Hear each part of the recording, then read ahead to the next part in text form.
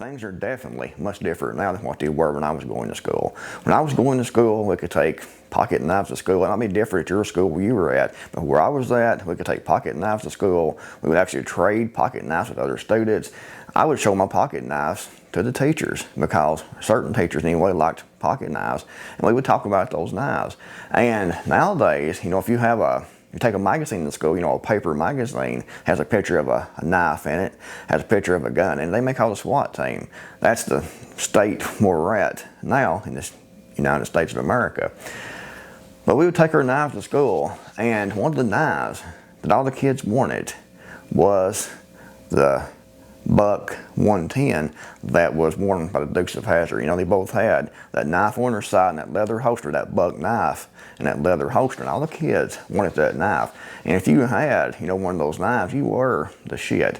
Case knife, Case XXX, Kissing Crane, they were all popular. However, a Buck knife was one of the most popular knives that everyone wanted.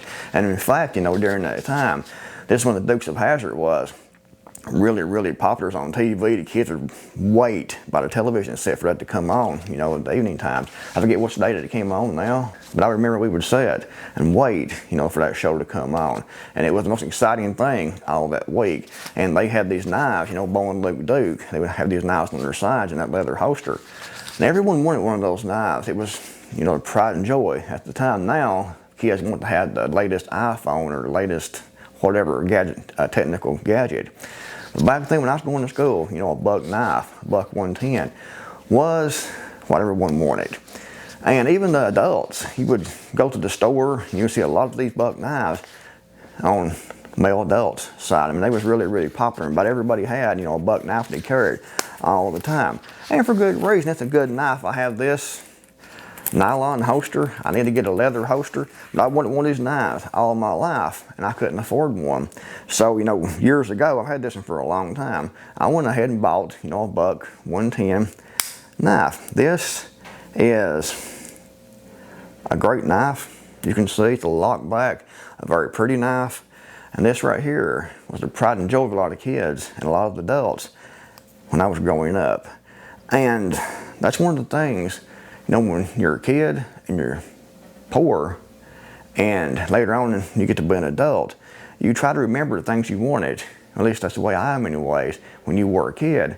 And you will go and buy those things. And this right here is one of those things that I wanted when I was a kid. I'd also look at a lot of magazines like Fur, Fish, and Game. And I would see something in there that I wanted, like a trapping system.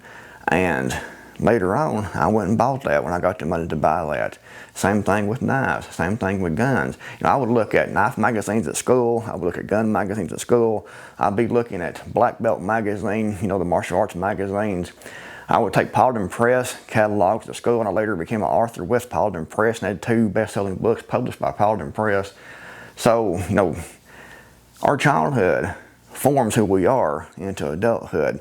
And some of the things we liked as kids, we still remember that, and we get the money to buy that later on. If we do, when we get to being adults, we'll go ahead and buy that because it makes us feel more connected to when we were growing up. That's what this Buck knife, does to me. I can take, and when you're kind of down, kind of depressed, you can take a look at your knife, and it makes you feel better because you think, I got it. It's just a simple knife. It's not an expensive knife. But you see this and you think, I accomplished something because I got this knife. And I've accomplished a lot more than that, but you can just look at this and hold this in your hand. It has sentimental, it has nostalgic value to having a knife like this. And I'm sure a lot of you all got a strong lock back Buck knife. And I'm sure a lot of you all remember wanting one of these knives when you was growing up. If you did, put it in the comments below if you wanted one of these knives when you were growing up. If you watched the Dukes of Hazzard, put that in the comments below. If you used to look forward to when that show came on, and you would sit in front of the television waiting 30 minutes for that show to come on, watching something you didn't want to watch, waiting for the Dukes of Hazzard to come on.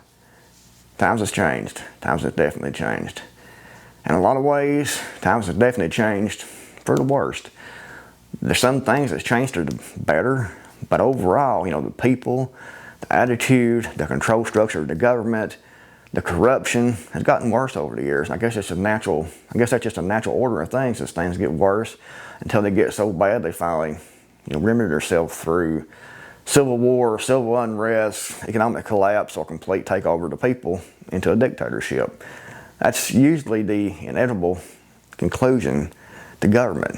But anyway, it's a different topic altogether. Just wanted to share this with you, these buck knives, and bring back the memories that some of us had in school. I know I did, and no doubt some of you all did too, especially, the boys out there. Had these buck knives, or you at least wanted one of these.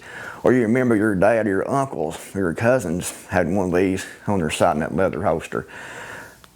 I'll check Amazon and see if they have these on Amazon still. I don't know if they do or not. I bought this probably 15 years ago, actually, and I've kept it put up. It's in good shape. But I'll check Amazon and see if they have these on Amazon. If they do, I'll put a link there's watch below in the first pinned comment. One of these if you want to buy one yourself. Anyways, guys, thanks for watching. I appreciate you all, and I'll see you in the next video, hopefully.